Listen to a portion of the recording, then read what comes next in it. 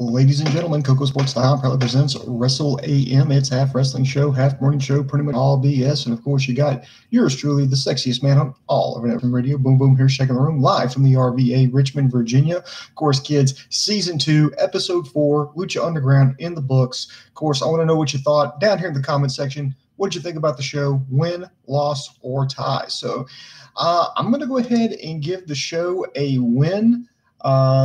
I like how season 4 is progressing. It's starting to fire up here. We had 3 great matches here. Now, first, we start off with a little bit of we start out in King Cuerno's trophy room.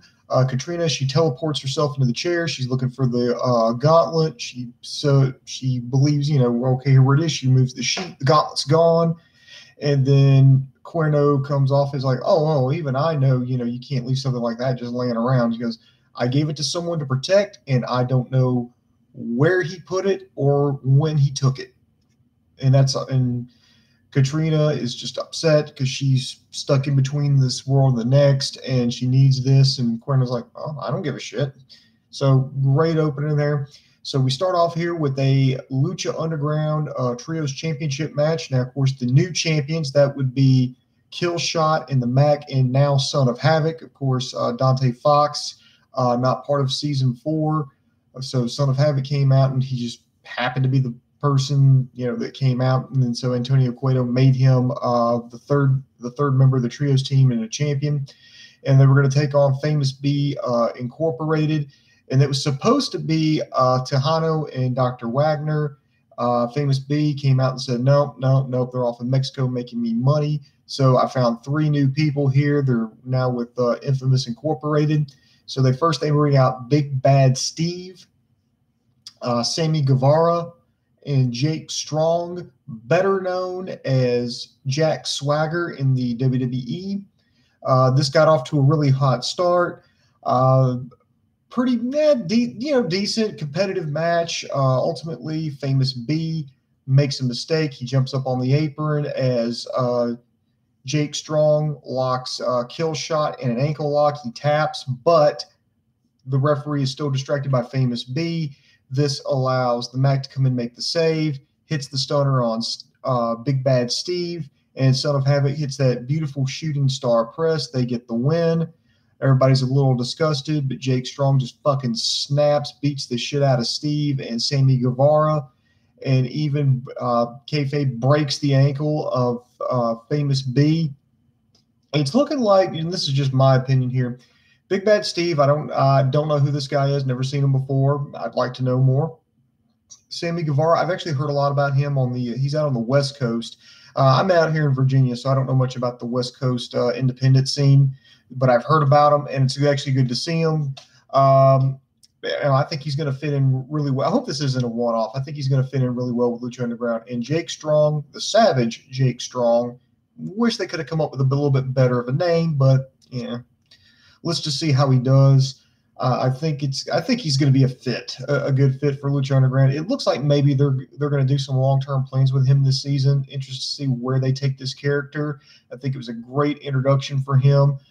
And at least Lucha Underground was smart enough to realize that Swagger is not a good talker. So if you have someone who can speak for him, that really helps, and he can just go in and just be like this badass who will just break your fucking ankle, make him look like an ass, just like a fucking asshole.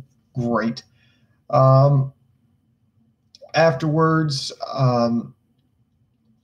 we have another match here, Drago versus Dragon Azteca Jr., and Antonio Cueto comes out, and he mentions the Gift of the God titles and says, okay, we're going to start that tonight. So this match here will now be for one of the 7 Aztec medallions.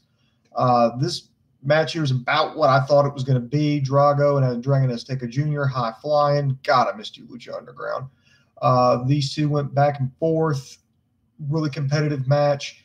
Dragon Azteca Jr. hit it was like kind of, I don't want to say like a Yoshitonic, but it was like a driver from the ropes, and he crossed Drago's ankles or whatever and got the pin. But it was good enough for a win.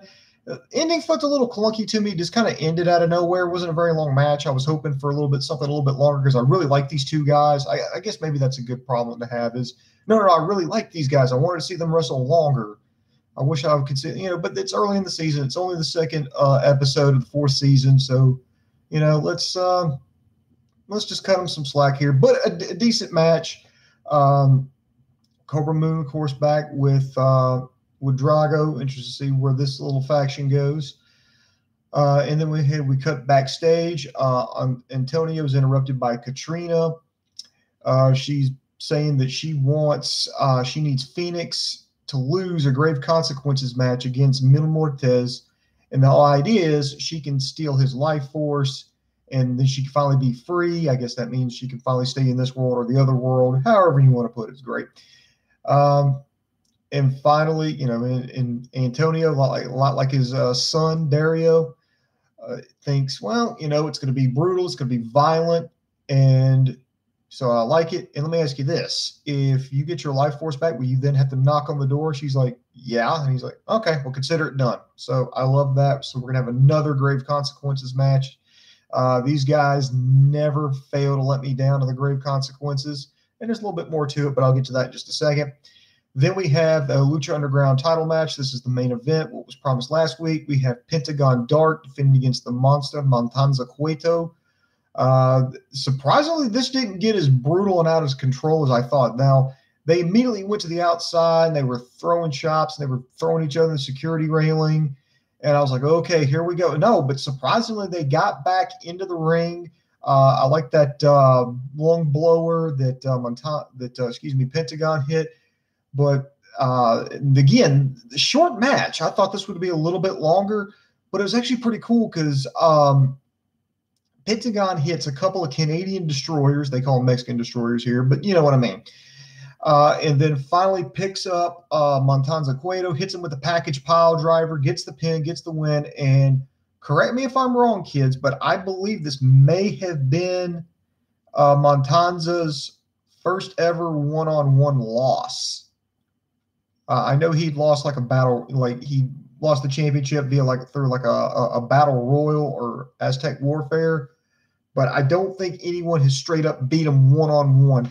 So if you really want to make Pentagon look like a fucking badass, this is a damn good way to do it.